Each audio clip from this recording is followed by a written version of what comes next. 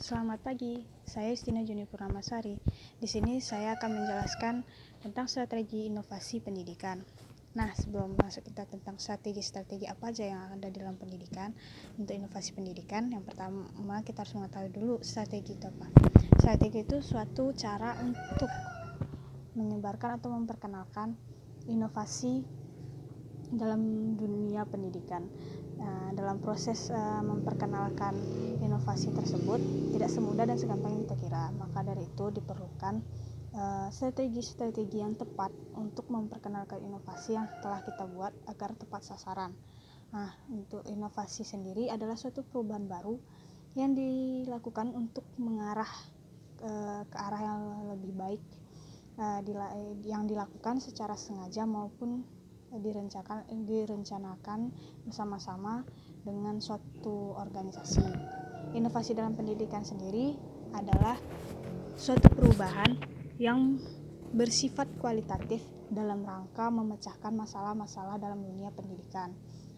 Nah, strategi dalam inovasi pendidikan ada 4. Yang pertama itu strategi fasilitas. Untuk tercapainya tujuan program-program perubahan sosial, maka diperlukan penyediaan fasilitas atau sarana-prasarana agar program yang ingin dilakukan itu berjalan sesuai dengan rencana dan lancar. Strategi fasilitas dapat dilakukan jika memperhatikan hal-hal berikut: mengenal masalah yang akan dihadapi serta menyadari perlunya mencari tempat perubahan. Nah, ini kita mengetahui, mengamati terlebih dahulu masalah-masalah yang akan dihadapi. Setelah kita menyadari, baru kita merasa perlu adanya perubahan. Karena kita tahu itu perlu ada perubahan, maka kita akan bersedia menerima bantuan dari luar diri kita, yang lalu memiliki kemampuan untuk berpartisipasi. Nah, sudah mengetahui, sudah merasa perlu, bersedia menerima bantuan dari orang lain, mampu dan memiliki kemampuan untuk mau berpartisipasi di dalamnya. Contohnya, memperbaiki sarana dan prasarana sekolah demi menunjang kelancaran proses pembelajaran. Seperti pembelajaran e-learning sekarang kan lebih menggunakan online. Sarana prasarana di sekolah lebih dilengkapi lagi seperti proyektor, kayak data paket, internet. Terus untuk proses pembelajaran abad 21 yang peserta didiknya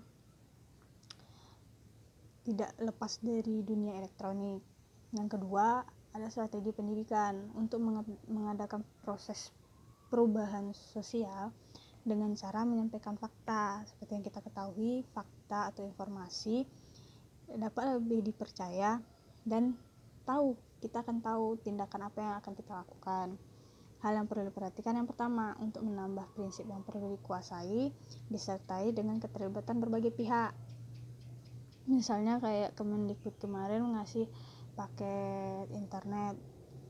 Yang kedua, untuk menjaga agar klien atau guru yang jadi sasaran tidak menolak perubahan atau kembali ke keadaan sebelumnya. Contohnya itu adanya pelatihan kepada guru-guru tentang pelaksanaan pembelajaran e-learning sama pembelajaran abad 21.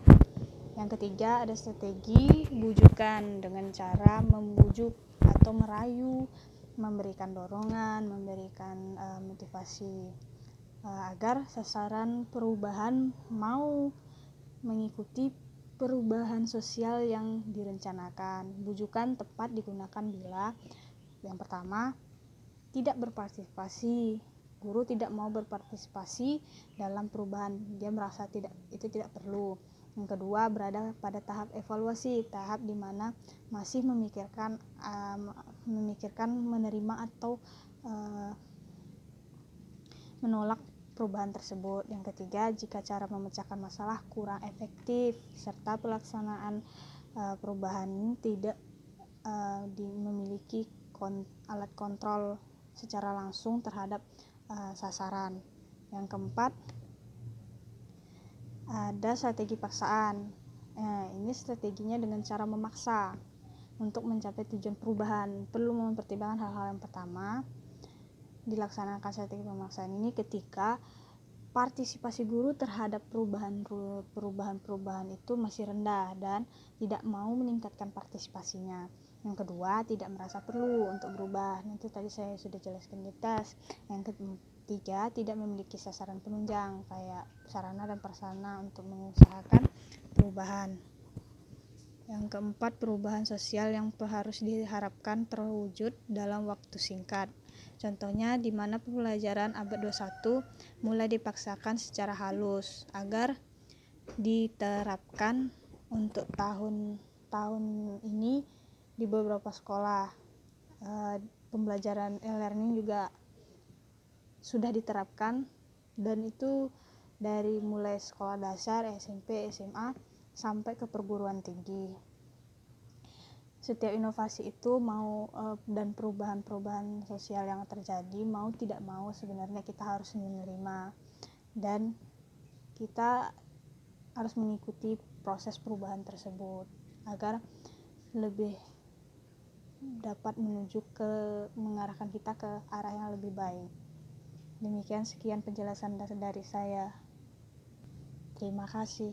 Selamat pagi.